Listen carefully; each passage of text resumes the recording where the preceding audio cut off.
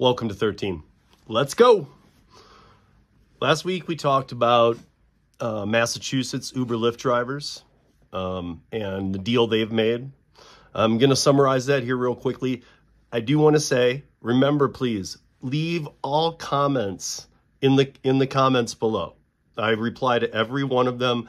I love it when you guys comment. I like the long comments. I like the ones that are thought through. I like just hearing your guys' questions, comments, concerns, all of it. Please leave them in the show notes.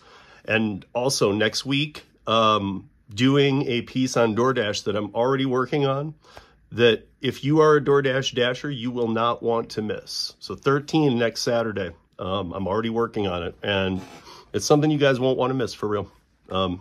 There's going to be some eye-opening moments in there. But I want to go real quickly through this. So last week, because it ties into what we're going to talk about here today, because something very strange happened. And again, if you're thinking, well, this is a Rideshare 13 episode, I don't need to listen to it. Yes, you do, because they're starting to move some of this towards delivery, shopping, other things, other gig apps, especially the giant ones. So the smaller players in some areas might not be put under some of these. But so let's just start off by the summary of last week, because the agreement was made, it was put into law. The Attorney General, Andrea Campbell, the Governor of Massachusetts, Maura Healey, they all signed it into law. It's done. Now, in Massachusetts, there is a very confusing process about getting proposals to be voted on. Like, how it works is, it's confusing in every state, really. But in Massachusetts, you could have 6 or 7 proposals where the only outcomes of however you vote on all of those proposals are only 2 things. So it's very weird, because in most states, they try and combine those powers. So like if one legislation says, we want you, I'll just keep it simple. You know, if we want you to be W-2 employees, not union. And another group has a proposal that's worded different that says, we want you to be W-2, or we want you to be W-2, we want you to be W-2, not independent contractors. And both articles are saying that same thing, but they both have a little different tone. They'll make it 2 proposals in Massachusetts. Whereas in most states, those groups would affiliate with each other and make one single proposal, because voting's tough enough for a lot of people when it comes to proposals and down ballot issues and stuff. So why make it even harder? I've talked to people in Boston, in Massachusetts, who said this is just how it is here. Each state's different. Massachusetts is very confusing. So last week, Massachusetts Attorney General Andrea Campbell announced a settlement where Uber and Lyft drivers will earn at least $32.50 per hour, plus benefits and protections. The companies will pay $175 million to resolve wage law violations, with most going to drivers. The deal ends litigation. This is where you need to pay very close attention. The deal ends litigation and stops a ballot initiative that threatened driver protections. It includes guaranteed pay, sick leave, insurance, and health stipends. Uber and Lyft praised the agreement. Again, I'm taking this out of something else, but that was just a summary of last week. Praised the agreement for balancing flexibility and benefits and updating operations to reflect driver preferences. This is what we learned last week. So to me, this is Seattle, this is California. I'm not a big fan of this, but we're going to even go in a little farther, because I did some digging and there's a big problem here. Sounds like a great deal. I mean, I'm not a fan of this, because to me, I think we're already touching on employee ground. I think that if you are getting on board with this, now I understand if you're a rideshare driver in Massachusetts, they just made it law. It starts August 1st. So it starts in under 30 days in Massachusetts. So if you're an Uber Lyft driver, you're just going to have to go by this. Now, the Uber Lyft drivers I know in Massachusetts and Boston, they make way more than $32.50 per active hour. And again, let's remember that's active hour. That is not on app hour. And again, their little cousin there, or their big cousin, New York City, is very close, and New York City does a different thing. So if the drivers in Boston are getting like a buzz, like it's going to be New York, which is already a disaster as well, and are killing drivers in New York City. But if they're getting a buzz about the news from New York applying to them, it doesn't. Because there's nothing about being paid for your downtime. You're only going to be paid for active time, as you should. However, these, I hate these. So, I mean, paid sick, that kind of stuff. It sounds great. I wish it was an option or something somehow that you could get into, because again, all of these are just cracking the door that little bit more for the unions to come in. And there are places for unions. I do not think the gig space is going to be one of them, because, and here's why. If you really believe, well, I want to be in a union and I want this and that and the other, you got to understand that these models were all created literally based on the fact that we can do this with independent contractors as long as they're not employees. If they're employees, none of this works.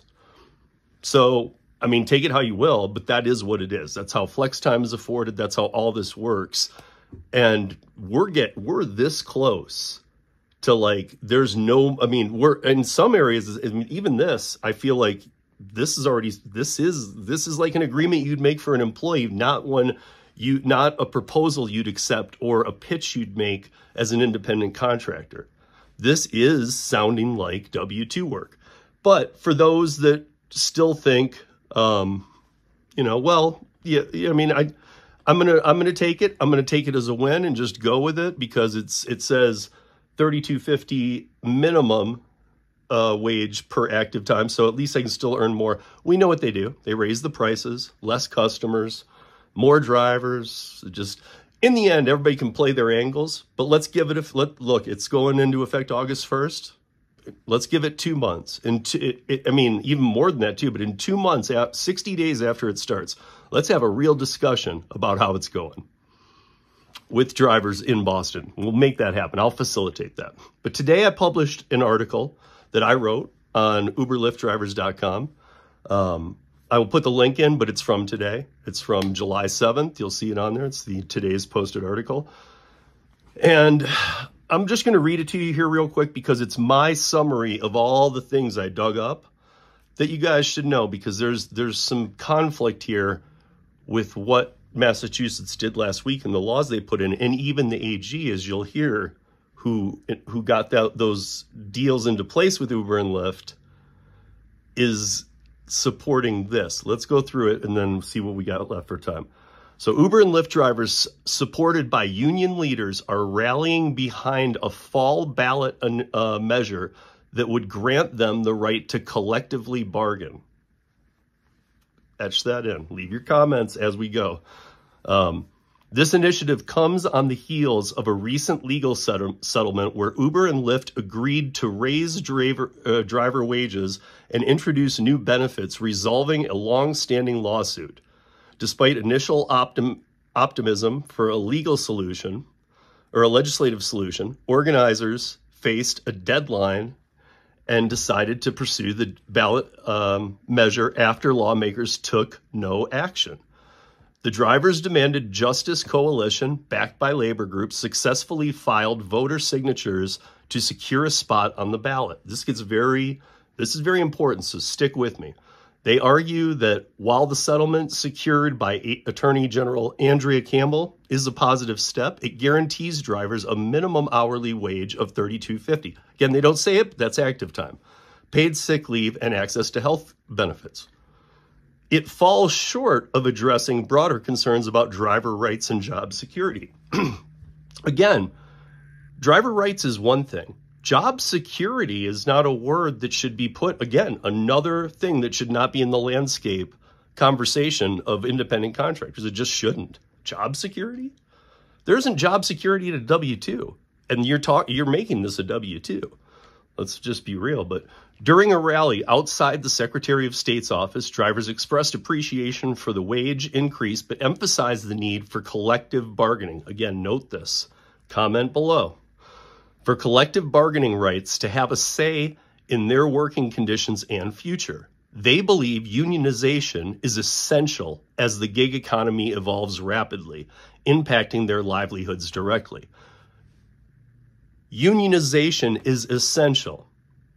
Unionization is essential. After the other deal that the that they signed into law.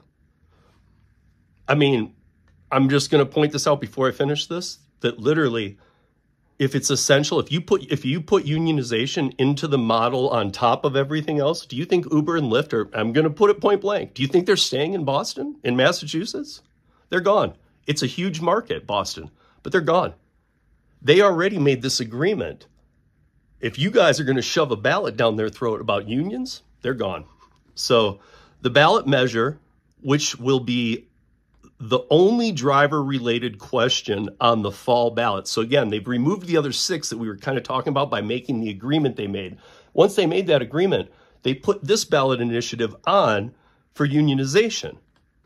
So after the companies, Uber, Lyft, withdrew their own proposals, the state withdrew theirs. So all of the mess that was in there was all withdrawn to make this agreement. Then this pops in.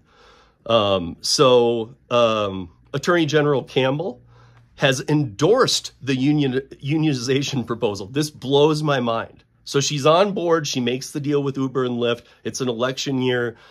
So this has been going on for years in Massachusetts. So she makes this deal. Maura Healey, the governor of Massachusetts, gets behind her. They're both on board. And now she's getting behind the unionization proposal that comes after it. Stating it builds upon the foundation laid by the settlement, but allows workers to seek even greater benefits through collective bargaining. The Massachusetts AFL-CIO also signaled support for drivers' right to unionize, though its exact involvement in the campaign remains under consideration. So the campaign's proponent hope that clarifying the ballot with a single driver-related question will simplify voters' decisions and will focus attention on the issues of worker rights in the gig economy. Okay, well, they already established all of the worker pay, sick time, this, that, everything that a W-2 would get as an independent contractor, allowing you to keep the flex time. Now they're saying that, and you also have the deactivation ruling where you can appeal it. So that's about as good, that's beyond where they should be for independent contractors. But they're now they removed these other ballots, they made the agreement with Uber and Lyft, and now they're putting this unionization bill through, proposal. Do you think Uber and Lyft will leave? I know a lot of you don't, but I mean, honestly, if after they make this kind of agreement and all the proposals are removed and then this one's thrown in, do you think they're going to stay if it were to get voted on? Put your comments below. That's 13 minutes of news in just under 13 minutes. Peace, y'all.